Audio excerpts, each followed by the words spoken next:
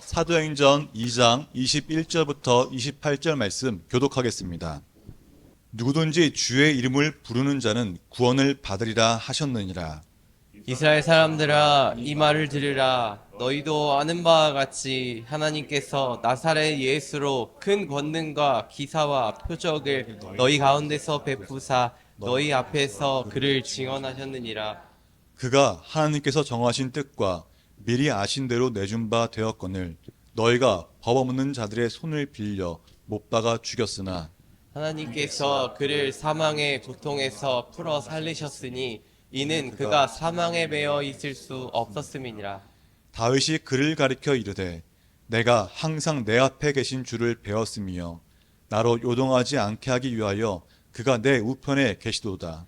그러므로 내 마음이 기뻐하였고 내 혀도 즐거워하였으며 육체도 희망에 거하리니 이는 내 영혼을 음부에 버리지 아니하시며 주의 거룩한 자로 썩음을 당하지 않게 하실 것이미로다.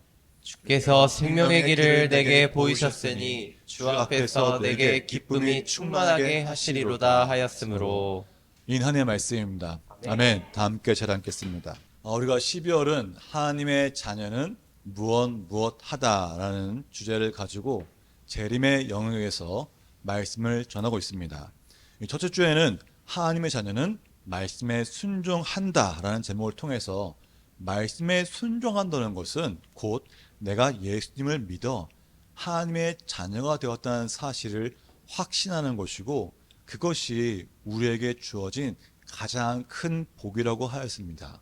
왜냐하면 하나님께서는 하나님의 자녀가 약한 가운데 있을지라도 하나님이 그 길을 통해서 열어주시고 인도하시며 복 주신다는 사실을 알고 있기 때문입니다. 그래서 우리는 하나님의 자녀가 되었다는 것이 우리에게 가장 큰 복입니다. 믿으시죠? 그리고 오늘은 하나님의 자녀는 기쁨이 충만하다라는 제목으로 은혜의 말씀을 선포하고자 합니다. 자, 오늘 본문을 보면은 이제 사람들이 그 오순절에 다락방에서 성령의 역사하심, 성령을 받은 후에 임하게 된 직후의 이야기가 바로 오늘 본문입니다. 자, 그렇다면 오늘 본문 중에서 이 본문을 대부분 말하고 있는 것이 베드로인데, 자, 베드로가 누구입니까? 다들 알고 계시죠? 베드로가 어떤 자였을까요? 원래는 어부였습니다. 평생을 갈릴리 바다에서 그 물고기를 낚는 어부였어요. 어부에게 공부가 필요할까요? 공부는 필요하지 않겠죠. 물론 유대인이기 때문에 어렸을 때부터 성경을 듣고 자랐을 것입니다. 하지만 그게 공부가 될 필요는 없던 것이에요. 왜요? 어부니까요. 어부였기 때문에 먹고 살기 위해서 가정을 책임지기 위해서 형제와 함께 나가서 아침부터 밤까지 또 밤부터 아침까지 물고기 잡는 것이 바로 베드로였습니다. 그런 베드로를 예수님이 부르셨습니다. 그렇게 베드로는 예수님의 부르심에 응답하였고 그 부르심에 충성된 제자가 되어서 가장 이쁨을 받는 제자가 바로 베드로였습니다. 그렇죠? 그런데 그런 베드로가 예수님이 십자가에 죽으셨을 때 예수님을 3번이나 부인하였습니다. 그리고 어떻게 했습니까?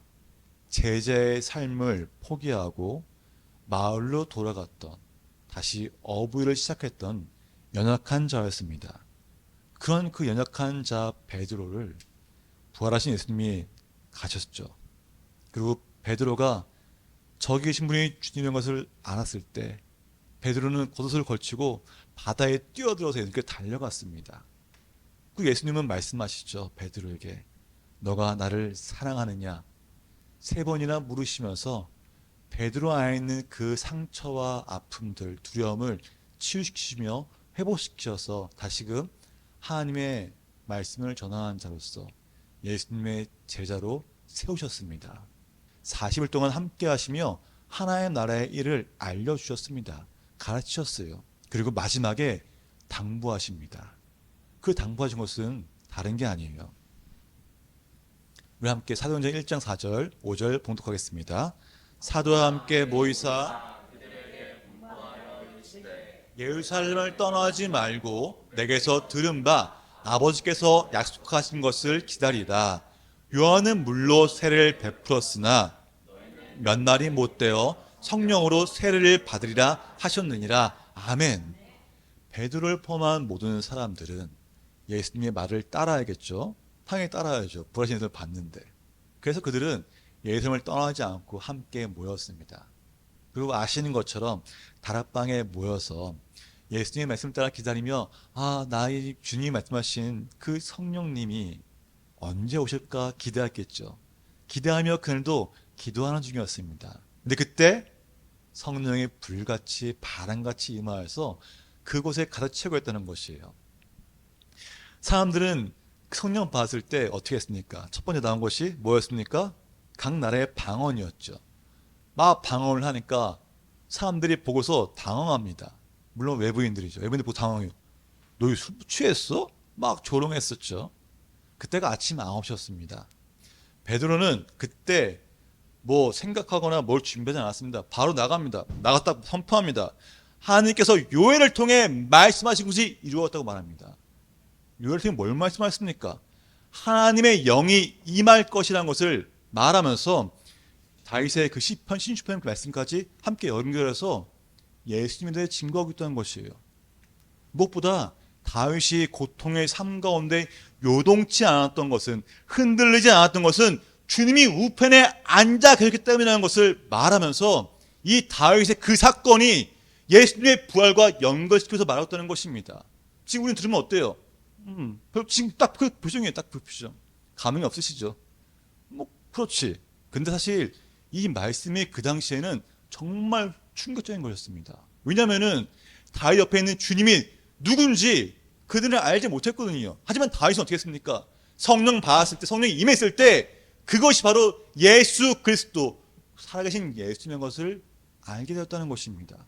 베드로는 이 말을 전하기 위해 저처럼 설교문을 원고를 미리 작성한 것도 아니었고 생각을 정리하거나 어떤 시간을 보냈던 거 아니었습니다.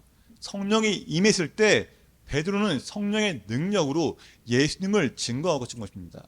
요한복음 10장 기록되기를 그러나 진리의 성령이 오시면 그가 너희를 모든 진리 가운데로 인도하시리니 그가 스스로 말하지 않고 오직 들은 것을 말하며 장래 일을 너에게 알리시리라. 아멘. 베드로는 성령 받은 이후로 많은 곳에서 예수님을 증거했습니다. 베드로가 증언한 것은 다른 게 아니에요. 뭐예요? 예수님이 하나님의 아들이시고 주시며 구원자, 곧 메시아, 그리스도라는 것이었습니다. 베드로 이런 담대한 선포는 많은 사람들에게 놀람이 되었어요. 왜냐하면 그 얘기를 듣던 장로들과 백성들의 관리들마저도 놀랐거든요. 성경 교통을 보니까 사도행전 4장 13절 교통기를 베드로와 요한이 본래 배운 것이 없는 보잘것없는 사람인 줄 알았는데 이렇게 담대히 말한 것을 보고 놀랐다고 기록하고 있습니다. 그 사람들이 보기에도 베드로는 배운 것이 없어 보이는 그저 못난 사람처럼 보였다는 것이, 하지만 그는 지금 어땠습니까? 그냥 예수님 받았어요, 내가 성령 받았어요, 성령 받게 이렇게 됐어요로 간장한 것이 아니에요. 성경의 말씀을 인용하며 성령님이 인도하신 대로 가르침을 통해서 예수님의 들은 것이 생각나면서 그 예수님에 대해서 분명하게 증거하고 있다는 것입니다. 그 증거를 통해서 많은 사람들이 변화했다는 것이에요. 어떻습니까? 오순절 사건 직후에 베드로가 나가서 선포했을 때 몇 명이 변화됐습니까? 3,000명이 예수의 이름으로 세례를 받고 죄산 받아서 영접했습니다. 그들이 성도였다고 기록하고 있어요. 성령 받은 자가 되었다는 것입니다. 그 놀라운 사건은 단순히 베드로가 말을 잘해서 베드로가 어디서 주워 들어가지고 이루어진 것이 아니라는 것이에요. 베드로가 그 말에는 그 복음에 능력이 있었기 때문에 3,000명의 사람들이 듣고서 마음이 깨어지고 변화되었다는 것입니다. 베드로가 선포한 말씀이 복음이었기 때문에 변화가 일어난 것이에요. 자, 복음의 진리에는 뭐가 있습니까? 힘이 있습니다. 복음에는 능력이 있습니다. 우리 이미 다 알고 있는 사실입니다. 그런데 그 복음이 능력이 나타나지 않는 것은 왜 그럴까요? 바로 성령 충만하지 않기 때문인 것이에요. 우리가 말씀 전할 때, 우리가 복음 전할 때, 전도할 때 내 간증만 죽어라면은 예수님보다 내 간증이 앞서는 겁니다. 하지만 예수님이 먼저 나가야 되는 거예요. 베드로는 그 놀라운 성령의 임재하심을 경험하고 방언을 하면 그 간증을 하지 않았습니다. 오직 예수만을 정했다는 것이에요. 그것처럼 우리도 나가서 성령 받았으니, 성령 충만하니 예수를 증거할 수 있어야 합니다. 근데 우리는 어땠습니까? 두려워하잖아요. 왜 두려워요? 무슨 말인지 모르기 때문이라는 것이죠. 그래서 누가복음 12장 7절에 기록되기를 마땅히 할 만한 성령이 곧 그때 너에게 가신다고 말씀하십니다. 근데 우리는 전도 나가기 위해서 복음 전하게 나갈 때는 항상 기도하고 주님께서 드리는 그 성령 역사를 통해서 나간다는 것이에요. 그때 역사가 일어난다는 것입니다. 베드로는 그냥 나간 것이 아니었어요. 그냥 말씀 전하는 것이 아니었어요. 기도하는 가운데에 능력 받아서 그 능력의 역사심을 통해서 선포했을 때 변화가 일어났다는 것입니다. 우리도 주께서 함께 하시기 때문에 주의 능력을 통해서 성령의 능력으로 말씀을 전할 때 듣는 사람들의 마음이 깨어진다니까요. 베드로가 사람들에게 예수를 증거했을 때 성령이 함께하니 그 듣는 자들에게는 충격이었습니다. 놀라운 세상이었어요. 왜냐하면 말씀 겹되기를 그들이 이 말을 듣고 마음에 찔려 베드로와 다른 사도들에게 물어 이르되 형제들아 우리가 어찌할 거라고 묻다는 것입니다. 복음에 들어갔을 때 성령이 함께하는 복음에 들어갔을 때 그들의 마음이 찔렸다는 것이에요. 그 복음을 듣고 앞으로 내가 어떻게 할지를 막막하게 나왔다는 것입니다. 그때 뭐였습니까? 베드로는 선포합니다. 회개하라고. 예수를 영접하고 세례받아 죄상을 받고 성령을 선물로 받으라고 말합니다. 그때 역사가 일어났다는 것입니다. 여러분 우리는 말을 할 때 내 힘이나 능력을 하면은 결코 이것이 일어나지 않아서요. 오직 성령의 역사임을 통해서 성령의 충만함이 있을 때 나아갈 수 있다는 것입니다. 왜냐하면 복음에는 능력이 있고 진리이기 때문이라는 것이에요. 그래서 복음을 전하는 자가 되는 것은 성령 충만한 자가 복음을 전하는 겁니다. 반대로 말하면은 성령이 충만하면은 내 입에서는 예수를 증거할 수밖에 없다니까요. 사도행전을 보십시오. 그 12제자들과 많은 사람들은 오순절 사건 이후로 복음을 전하는 자가 되었습니다. 두려워하지 않고 나갔다는 것이에요. 그들에게 복음을 전하는 것은 두려움이 아니었습니다. 오히려 기쁨이었어요. 왜요? 주님이 동행하시는 걸 알기 때문이라는 것이죠. 자, 오늘 본문 보면은 다윗의 이야기가 나옵니다. 다윗이 쭉 말하면서 내가 요동치 않는 이유, 흔들리지 않는 이유가 바로 주님이 내 옆에 있기 때문에 말해요. 다윗은 그걸 봤다는 것입니다. 어떻게 해요? 다윗은 어렸을 때 기름 부음을 통해 여호와 영이 임한 자입니다. 여호와 영이 임했기 때문에 당연히 영으로서 알 수 있다는 것이에요. 그리고 그 두려움이 없을 수도 있던 것은 예수님이 나와 항상 함께하는 내가 뭐가 두렵냐는 겁니다. 또 하나 확신이 있죠. 뭐예요? 내가 음부에 빠지지 않는다는 것입니다. 내가 하나님과 함께하기 때문에 하나님이 나를 사랑하시기 때문에 하나님이 나와 역사하시기 때문에 내가 음부의 곳에 빠지지 않는 것을 분명히 알고 있다는 것입니다. 그래서 다윗은 날마다 가는 곳이 기쁨이었어요. 내가 어떤 상황이 있든지 기쁨이었다는 것입니다. 우리 지금 사는 거면서 힘들죠. 힘든데 다윗보다 힘들었습니까? 아니라는 겁니다. 다윗처럼 목숨이 위험하거나 아들에게 쫓기거나 왕 권세자에게 쫓겨서 도망쳐 가지 않는다는 거예요. 아무리 힘들어도 다윗보다 힘들지 않다는 겁니다. 그 다윗은 어땠습니까? 그런 상황 가운데 오직 하나였죠. 내가 주와 동행하니 두렵지 않다는 것입니다. 그게 바로 성령이 임한 자의 삶이라는 겁니다. 오늘 말씀처럼 기뻐하시는 이유는 다른 게 아니에요. 오직 예수가 나와 함께하기 때문에 두렵지 않은 것입니다.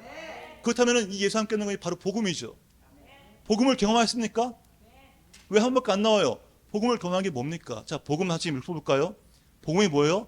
예수님이 하나님의 아들이시고 다시 부활하시며 살아있는 주님이라는 거예요. 나의 구원자라는 고백이 복음입니다.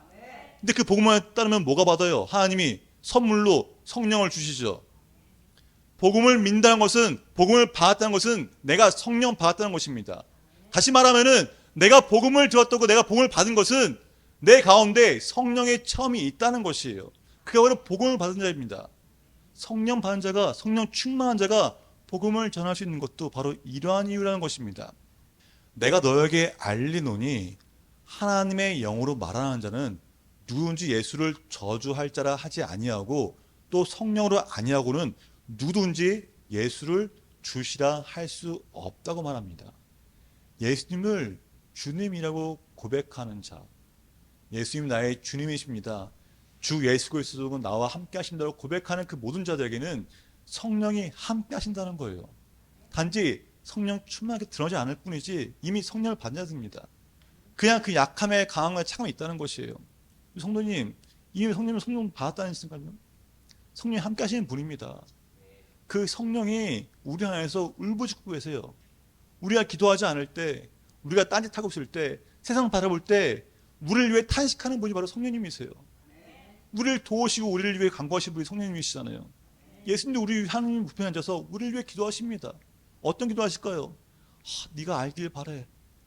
내가 너 옆에 있지 않니? 너의 삶이 하나님께 영광되길 바래. 나 널 도와주는 분이 아니니 두려워하지 말아라. 세상 따라하지 말라고 말씀하신다는 겁니다. 그걸 아는 자가 은혜에 있는 자고, 그걸 아는 자가 성령 충만한 자인 겁니다.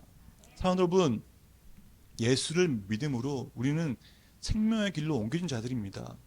더 이상 음부의 것에 빠진 자가 아니라 하나의 나라의 백성으로서 영생을 누리는 자가 바로 우리입니다. 그럼 우리는 이 땅 가운데 모든 고난 가운데 슬퍼할 필요가 없는 거예요.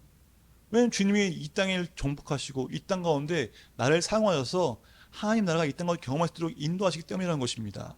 그래서 우리는 우리의 마음이 기뻐할 수 있고 우리의 영도 즐거워하며 육체도 안전할 수 있는 이유는 뭐예요? 오직 예수와 함께하기 때문인 겁니다. 이 다윗의 고백은 그런 것이 고백되는 거예요. 전 정말 간절히 원합니다.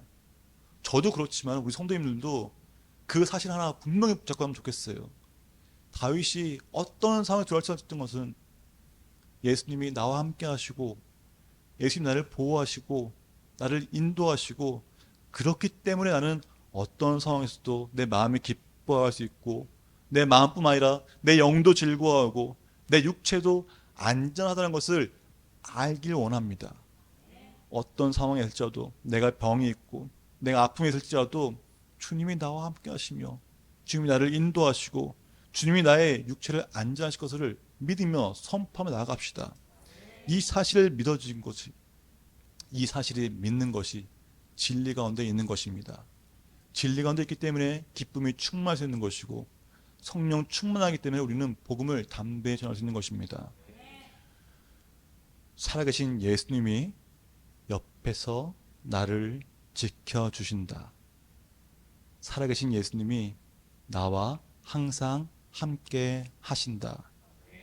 오직 예수와 동행하여서 기쁨이 충만한 삶 되시기를 주님으로 축복합니다.